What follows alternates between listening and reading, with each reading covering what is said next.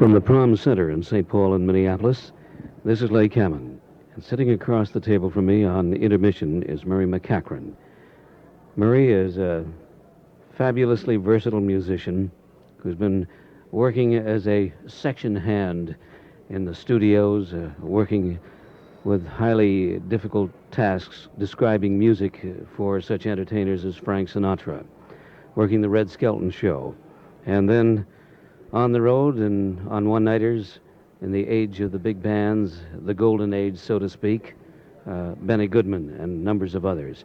Murray, I've heard the expression ghost bands, and it baffles me. I know the Metropolitan Opera is often classified as indulging in museum.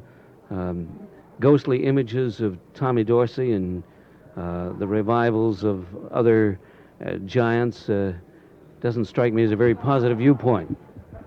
Well, Leigh, it's an expression that somewhat dismays me. Some very well-meaning people say, "Oh yeah, Murray has one of those ghost bands out." I suppose that they're talking about the Glenn Miller Band and the Jimmy Dorsey Band, the Tommy Dorsey Band, and I wonder.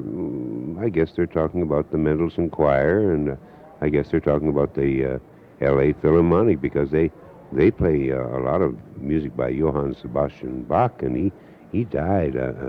So I guess they're ghost bands too. You see. What do you think about that, Leigh?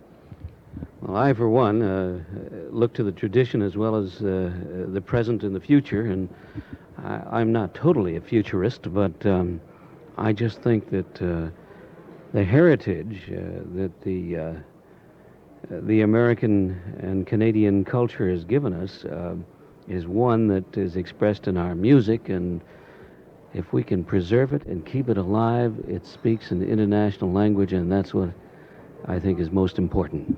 Leigh, I'm thoroughly in agreement with you there.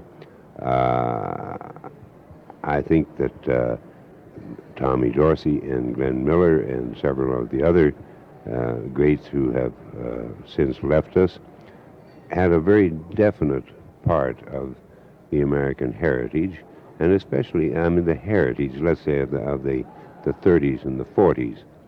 And I think they have left quite an impressive mark on the countryside as a whole, with the fine musical styles that they had. Now, and Duke Ellington, my goodness, he left us. I hope nobody ever forgets to play all of Duke Ellington's music forever, because a man dies, why should we lose the greatness that he gave all of us? I think we should keep it. And for instance, I'm directing the Tommy Dorsey Band now, and we play the old original arrangements, which are in the original library, which I have. We also do what I think Tommy Dorsey would be doing if he were alive today. You see, he surrounded himself with fine musicians and fine arrangers. Do you realize the arranging staff that Tommy had? He had Dean Kincaid, he had Nelson Riddle, he had Heine Bow, he had Cy Oliver, he had Axel Stordahl, he had Paul Weston. These are all greats.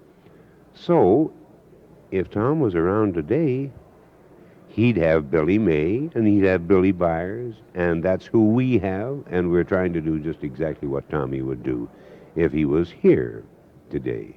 You see what I mean? And we could add Bill Finnegan and Richard Maltby and a few others. Oh, boy, could we? Yes, indeed. The list would go on for quite a bit longer. I'm sure that I've left some very important ones out, and I didn't mean to.